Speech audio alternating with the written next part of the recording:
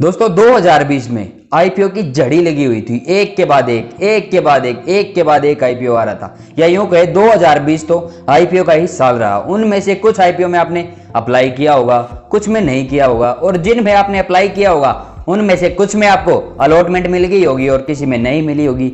लेकिन जिनमें आपको अलॉटमेंट मिली होगी उनमें से कुछ में आपको लिस्टिंग गेन हुआ होगा और कुछ में नहीं हुआ होगा। और इस साल के शुरुआत में भी, मतलब जनवरी 2021 के शुरुआत में भी दो धमाकेदार आईपीओ आने वाले हैं, जिसमें से एक का रिव्यू तो आज हम करने वाले हैं। वो कौन सा आईपीओ है जिसका रिव्यू आज हम करने वाले हैं? वो है IRFC, Indian railway finance corporation. दूसरा आईपीओ आने वाला है इंडिगो पेंट्स, जो कि आपने बहुत सारी एड भी देखी होंगी जिसके बारे में, जिसमें एक वो धोनी ऐड करता है, जिसके साथ एक वो गधा सा आता है ना, उसके साथ धोनी ऐड करता है। एक वो आईपीओ आने वाला है और एक आईआरएफसी का आईपीओ आने वाला है, जिसका हम आज रिव्यू करने वाले हैं। दोस्तों आज हम इस कंपनी के बिजनेस मॉडल को समझेंगे, उसके बाद कंपनी के फाइनेंशियल्स को देखेंगे, उसके बाद कंपनी की जो वीकनेस एंड स्ट्रेंथ है उसके बारे में बात करेंगे, और उसके अलावा हम देखेंगे कि हमको इस आईपीओ में अप्लाई करना चाहिए या नहीं करना चाहिए। और उसके बाद एक हम इंपॉर्टेंट जो इसकी डेट्स है या प्राइस बैंड है या किस तरह का ये इश्यू साइज है उसके बारे में हम बात करेंगे। उससे पहले दोस्तों अगर आपने चैनल को सब्सक्राइब नहीं किया है तो चैनल को सब्सक्राइब कर लेना।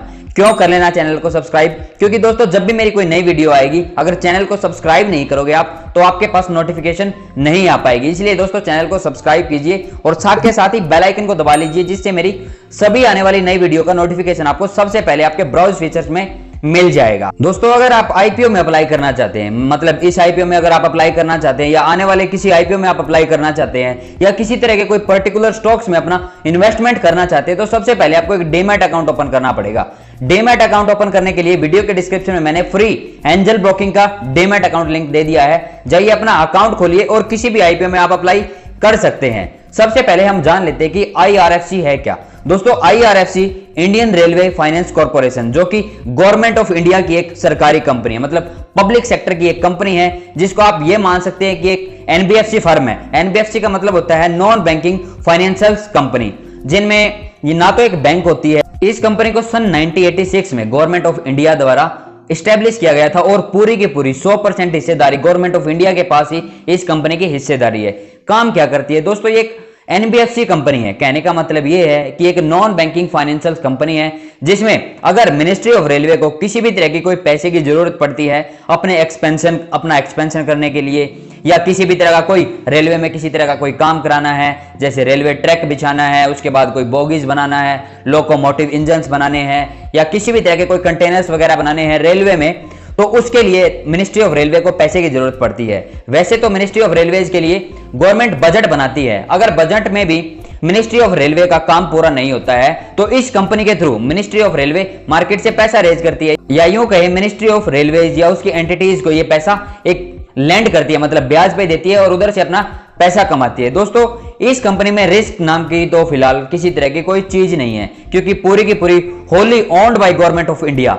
इंडिया की जो गवर्नमेंट है वो इसको फुली ओन्ड करती है, मतलब वो इसके मालिक है, और किसी तरह का कोई रिस्क इस कंपनी के अंदर तो अभी फिलहाल नहीं दिख रहा कि आपका पैसा डूब जाएगा। दोस्तों ये हो गया कंपनी का बिजनेस मॉडल, क्या काम करती है। ये एक तरह से मिनिस्ट्री ऑफ रेलवे को किसी भी तरह का कोई काम करना है, उसको अगर पैसे की जरूरत पड़ती है तो सीधे सीधे शब्दों में मैंने आपको समझा दिया कि ये उस कंपनी मिनिस्ट्री ऑफ रेलवे को सिर्फ और सीधा पैसा लैंड करती है, मतलब ब्याज पे अपना पैसा दे देती है। अगर हम कंपनी के फाइनेंशियल्स देखें, फाइनेंशियल मतलब कहने का ये है कि कंपनी का रेवेन्यू कैसा है, कंपनी प्रॉफिट में है या लॉस में है। तो दोस्तों कंपनी के फाइनेंशियल्स को देखना भी हमारे लिए बेहद जरूरी हो जाता है, क्योंकि अपने को इससे ये पता चलता है कि कंपनी ने पिछले कुछ समय में कितना पैसा कमाया है, कंपनी प्रॉफिट में है या लॉस में है। तो दोस्तों जो भी आप अभी फाइनेंशियल स्टेटस देखने वाले हो वो मार्च 2018 से सितंबर 2020 का ही जो मैं आपको डेटा दिखाने वाला हूं, ये सितंबर 2020 तक का डेटा है मार्च 2018 से। अगर हम इसके मार्च 2018 में रेवेन्यू की बात करें तो 9,200 करोड़ के आसपास का रेवेन्यू इस कंपनी ने जनरेट किया था, और उसके बाद मार्च 2019 के अंदर कंपनी का रेवेन्यू बढ़ के 11,000 करोड़ के आसपास हो गया था, और उसके बाद मार्च 2020 में 13,400 करोड़ के आसपास हो गया था, और उसके बाद सितंबर 2020 में घट के रेवेन्यू 7,384 करोड़ रह गया था। लेकिन दोस्तों देखने से ऐसा लगता है कि कंपनी लगातार रेवेन्यू काफी अच्छा बना रही है। और अगर हम कंपनी के प्रॉफिट देखें, कंपनी का प्रॉफिट मार्च 2018 के अंदर 2000 करोड़ के आसपास था। कंपनी ने 2000 करोड़ का प्रॉफिट बुक किया था मार्च 2018 के अंदर। और अगर हम मार्च 2019 की बात करें तो बढ़ के 2100 करोड़ का प्रॉफिट आसपास जनरेट किया था कंपनी ने। और उसके बाद मार्च 2020 के अंदर 3192 करोड़ रुपीस का प्रॉफिट जनरेट किया था। अगर हम सितंबर 2020 की ही बात करें तो कंपनी का प्रॉफिट था 1800 करोड़ के आसपास। दोस्तों देखने से ऐसा लगता है कि कंपनी का फाइनेंशियल स्टेटस काफी अच्छा है। और अगर हम कंपनी की वीकनेस और स्ट्रेंथ देखें, दोस्तों ये भी देखना हमारे लिए जरूरी होता है, क्योंकि अपना पैसा लग रहा है कंपनी के अंदर। अगर कंपनी का कोई वीक पॉइंट है तो अपने को यह भी पता होना चाहिए कि कंपनी का क्या वीक पॉइंट है, और अगर कोई कंपनी की स्ट्रेंथ है तो वो भी अपने को पता होनी चाहिए कि कंपनी की क्या स्ट्रेंथ है। दोस्तों अगर हम कंपनी का पीई रेशियो देखें, पीई रेशियो निकल के आता है 6.6 का। और अगर हम इंडस्ट्री का पीई रेशियो देखें जो कि 17 का। और अगर हम कंपनी के रिटर्न ऑन इक्विटी देखें तो कंपनी ने 13% के आसपास अपना रिटर्न ऑन इक्विटी बनाया हुआ है। और अगर हम नेट प्रॉफिट मार्जिन भी देखें तो 25% के आसपास का कंपनी का नेट प्रॉफिट मार्जिन भी है। और दोस्तों जब भी हम किसी भी एनबीएफसी की बात करते हैं तो अपने को एक एनपीए का सेक्शन होता है, वो कभी भी नहीं छोड़ना चाहिए। एनपीए की बात आ जाती है जब भी कोई बैंक या एनबीएफसी किसी को पैसा देता है तो वहां से पैसा ना आए तो वो एनपीए बन जाता है, मतलब कंपनी ने पैसा दिया और रिटर्न ही नहीं मिल पाया तो नॉन परफॉर्मिंग एसेट में आ जाता है। तो एनबीएफसी में भी अपने को देखना ये बेहद जरूरी होता है। और अगर हम किसी बैंक में अपना इन्वेस्टमेंट करते हैं तो वो भी एनपीए देखना बेहद जरूरी हो जाता है अपने लिए। तो दोस्तों अगर हम इसका एनपीए देखें तो वो है 0।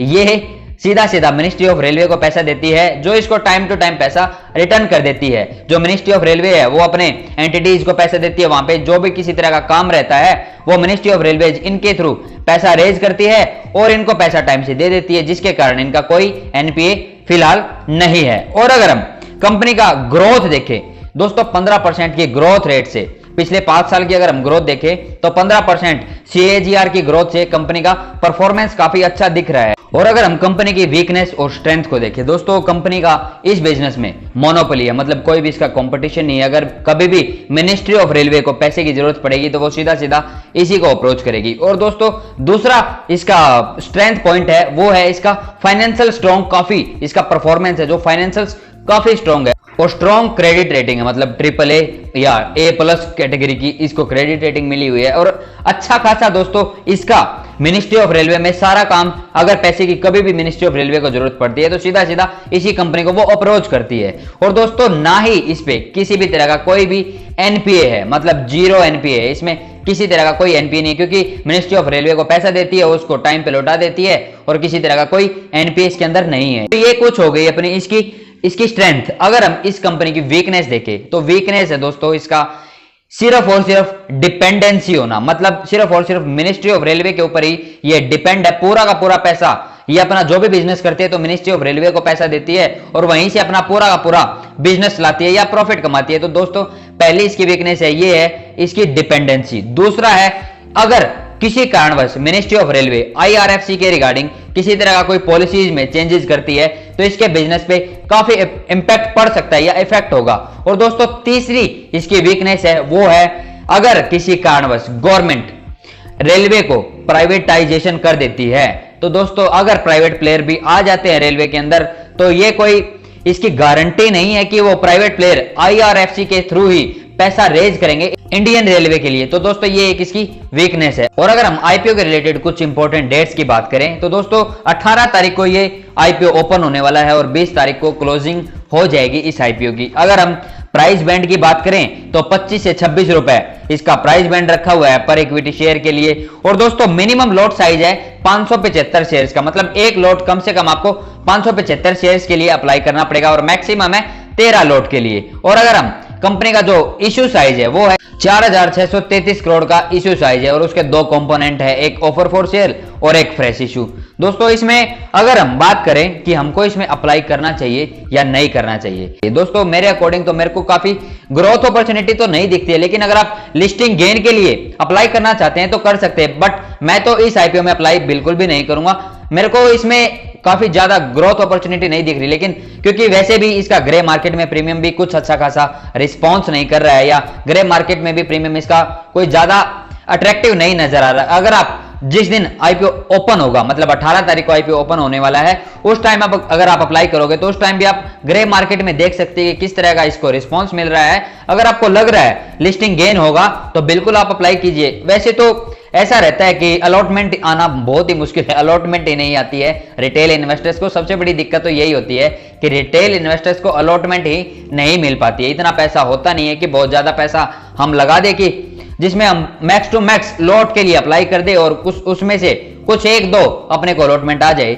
ऐसा होता नहीं, अपने पास इतना पैसा होता नहीं है कि हम ज्यादा पैसा लगा सके किसी आईपीओ में। तो दोस्तों मेरे को ऐसा लग रहा है कि हमको इस आईपीओ में अभी फिलहाल अप्लाई नहीं करना चाहिए। लिस्टिंग होने के बाद कंपनी लिस्ट हो जाएगी स्टॉक मार्केट में, उसके बाद अगर आप देख सकते हैं कैसा रिस्पांस रहा है, उसके बाद आप कंपनी के स्टॉक्स को बाय या सेल कर सकते हैं। तो दोस्तों फिलहाल तो मेरे को ऐसा लग रहा है कि अभी आप फिलहाल इसमें अप्लाई ना ही करें तो ठीक रहेगा। उम्मीद करता हूं दोस्तों आपको आज की वीडियो काफी अच्छी लगी होगी। अगर आपको आज की वीडियो पसंद आई है तो दोस्तों वीडियो को लाइक करना बिल्कुल भी नहीं भूलना।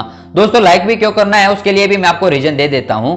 दोस्तों अगर आप वीडियो को लाइक करते हैं तो YouTube का जो एल्गोरिदम है ये दूसरे लोगों को सजेस्ट करेगा, तो उनको भी हेल्प होगी। अगर वो विदाउट जानकारी के किसी भी आईपीओ में अप्लाई कर देते हैं, वैसे तो अलॉटमेंट मिलना मुश्किल है, लेकिन अगर अलॉटमेंट आ जाती है तो कहीं ना कहीं नुकसान हो जाएगा, इसीलिए दोस्तों उनको हेल्प होगी। और अगर आप ऐसी ही इंफॉर्मेशनल और हेल्पफुल वीडियो देखना चाहते हैं तो अपने चैनल को भी कभी सब्सक्राइब कर लेना और साथ के साथ ही बेल आइकन को दबा लेना, जिससे मेरी आने वाली सभी वीडियो का नोटिफिकेशन आपको सबसे पहले मिलता रहेगा। और अगर आपको लगता है कि ये वीडियो आपके किसी रिलेटिव या फ्रेंड के काम आ सकती है तो दोस्तों वीडियो को शेयर करना बिल्कुल भी नहीं भूलना। अगर आप मुझसे सभी सोशल मीडिया हैंडल्स पे जुड़ना चाहते हैं, जैसे फेसबुक, इंस्टाग्राम, ट्विटर, लिंक्डइन, इन पे अगर आप मुझसे जुड़ना चाहते हैं या सवाल पूछना चाहते हैं किसी भी तरह का, तो आप इन पे भी जाके मुझसे किसी भी तरह का कोई सवाल पूछ सकते हैं। वीडियो के डिस्क्रिप्शन में मैंने इन सभी का भी लिंक आपको दे दिया है। और अगर आपकी कोई फिर भी क्वेरी रह जाती है तो आप नीचे कमेंट बॉक्स में कमेंट कर सकते हैं। मैं जितना जल्दी होगा उतना जल्दी आपके कमेंट का रिप्लाई करने की कोशिश करूंगा। आज के लिए दोस्तों वीडियो में इतना ही, मिलते आने वाली किसी नई वीडियो में, तब तक के लिए नमस्कार।